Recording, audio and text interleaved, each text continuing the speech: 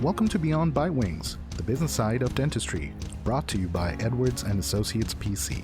Join us as we discuss how to build your dental practice, optimize your income, and plan for your future. This podcast is distributed with the understanding that Edwards & Associates PC is not rendering legal, accounting, or professional advice. Listeners should consult with their business advisors before acting on any of the information that is shared. At Edwards & Associates PC, our business is the business of dentistry. For help or more information, visit our website at enassociates.com. Hello and welcome to another episode of Beyond Bitewings. In today's episode, we have a very special guest with us. His name is Steve Hipson. He's with ddsmatch.com, and he's been in this industry for some time and quite an expert, might I say. And honestly, I felt like in today's episode, he would be a great addition. He'll be able to share some valuable information with our listeners. So without further ado, Steve, how are you? I'm doing well, Ash. Good morning. Thanks for having me on. It's a pleasure to be here with you. Oh, absolutely. The pleasure's on mine. So, for our listeners that don't know what you do and who you are, could you fill them in? Gladly. Good morning, everybody. I'm Steve Hipson. I'm a professional dental practice broker. I do seller representation when a dentist is ready to think about selling and transitioning his or her dental practice. Something else we do, we also do associate placements, but we do sell side only for dentists who are starting to think about retirement, transition planning, things like that. Oh, perfect. That's amazing. And you're not just operating locally here in the DFW area, right? Your reaches are... Correct. So this is a franchise, and I own the North Texas franchise. I started my company 9 years ago, and I've been in the dental industry about 25 years. Wow. So amazing. I feel one of the most important things is the networking, much like this, getting to know everybody and what everyone does. We're really here to serve the dentist and serve the dental community. That's right. And for those listeners out there that are curious, he is talking about the SWDC convention that we're attending and recording from live. Well, not live, actually recording it and then later publishing it. So, you said almost more than 2 decades of experience. Now, why is that relevant? That's a good question, and thank you for asking, Ash. I believe this is a very network-based community, business, and dentists are very busy in their practices. Their clinical skills are the most important thing to them. But when it comes to the business side of owning a practice, starting a practice, selling a practice, they need our help. And one of the things that we do with my company is we talk about transitioning your practice on your terms. And that's kind of our tagline, but it really sums up, we're not pushy, we're not aggressive. We like to talk to dentists when they're 3 to 5 years out from a sale or transition. So we take them through what we call our trusted transition process and help them along the way. Nice. Begin to plan for this very important next part of their careers and their lives, retirement. So we work with local CPAs, attorneys, other brokers, all of the dental supply companies, contractors, all of the people that are involved with dentistry, the business side of dentistry every day. Okay, that's great. And you actually mentioned something important there, and I'm glad you brought it up because my next question was going to be about that. So starting 3 to 5 years before the actual transition? We want this to be a comprehensive approach. We want to make sure we ask the right questions, we listen to the dentist, and there's different motivations and different reasons why dentists are ready to sell. What I find more often than not is a dentist will tell me, Steve, I'm just tired. I've been doing this for 42 years. I've got some form of neck, back, or shoulder pain. We've got grandchildren now. Wife wants to travel a little bit, and I'm just ready to start thinking about what this might look like. So we listen, we ask questions, we understand what's going on in the practice. How are they doing production-wise? Is the practice trending up? Have they begun to trend down? As we get tired, we don't have to work as hard. We don't want to work as hard. That's right. Our goal is to help a dentist understand if he's got declining revenues and we see a 3-year trend that they continue to decline, we don't want him to take the value of a practice that he's built up over the last 20, 30, 40 years and turn the practice into something that is not as valuable for him to sell because he's been coasting for too long. So we want to talk about that and just let them know so it doesn't come as a surprise later on. So that's the preparation side of it. Okay, that's excellent. Yeah, and I'm glad also you brought that up because a lot of times that's how the practice is evaluated. Exactly. from the revenue, right? Exactly. Well, depending on who the buyer is, assuming if it's an independent buyer. But you also work with DSOs. We do. They're friends. There are dentists that aren't ready to retire, but they've built a wonderful business and they're tired of the management side of it. They're tired of the hiring, the firing, the compliance, the HR side of it, all of the things that they don't want to do with the practice.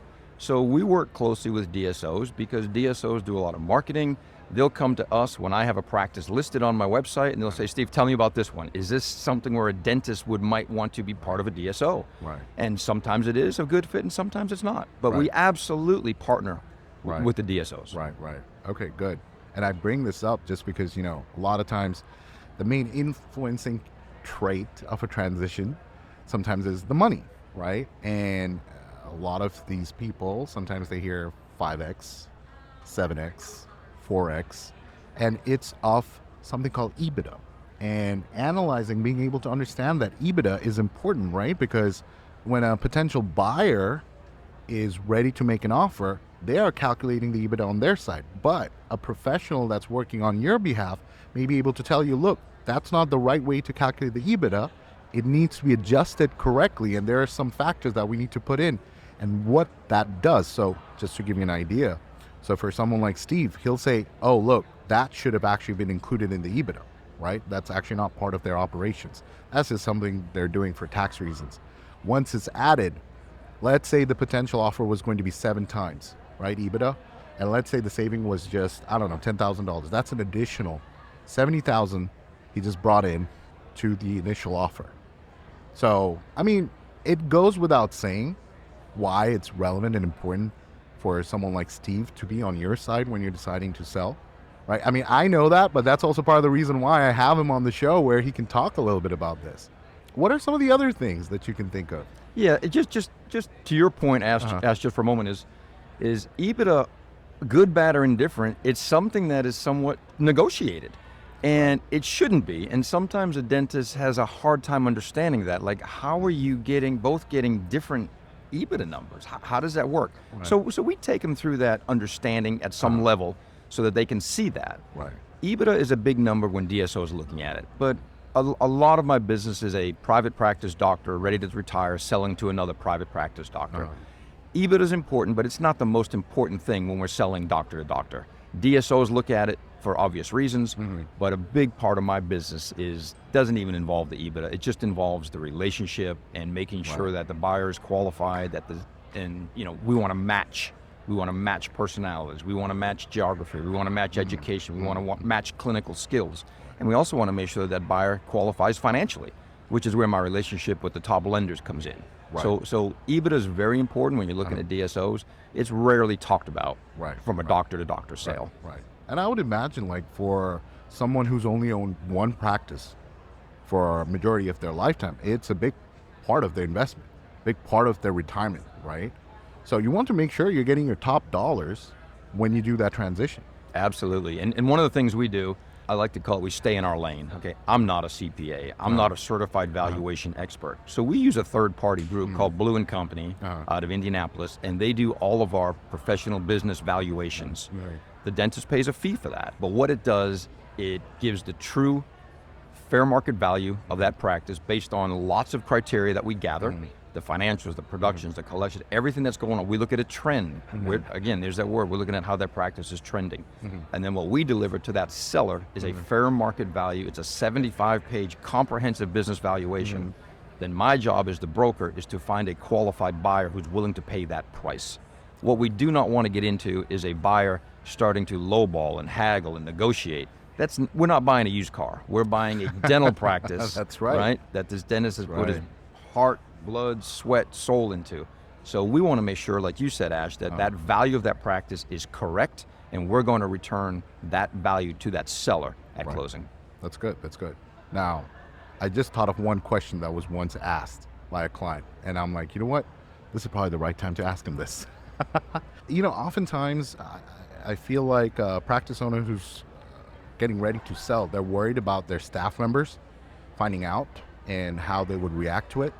And they sometimes wonder, hey, would it be possible for me to work with someone who can do this confidentially?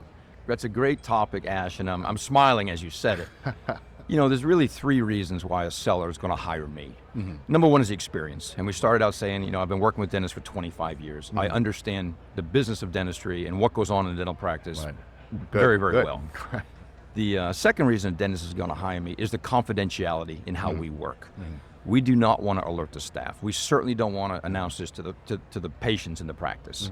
It causes a distraction. It causes a panic. The staff starts worrying, what about me? So the confidentiality that we work with is the second reason. And most importantly is the third reason is the process, our trusted transition process, what we're going to do to take this seller and the buyer all the way through to closing. So those are three reasons why a dentist likes to hire me. Okay, excellent. That's good to know. And then if they have more questions that I can't think of right now, what would be a good place to contact you? Thank you for asking. My company is ddsmatch.com. All we're doing is matching buyers with sellers. My name is Steve Hipson. I live locally here in Dallas. I own this franchise in North Texas. You can reach me anytime at shipson@ddsmatch.com, or just go to the website, ddsmatch.com. You'll find me. Perfect. Amazing. And of course, we're also going to include his contact information into our show notes. So if you didn't have a pen to write that down, you can always scroll down and, find that information. Well, thank you so much for being on our show, Steve. It was a pleasure having you. And I look forward to connecting with you more. You're very welcome. I appreciate you giving me the time. Thank you. Thank you. Thanks for listening today. Be sure to subscribe to Beyond Bitewings on your favorite podcast platform. For more information, you can follow us on Facebook, Twitter, and LinkedIn, or reach out to us on our website. You can also shoot us an email at info@eandassociates.com.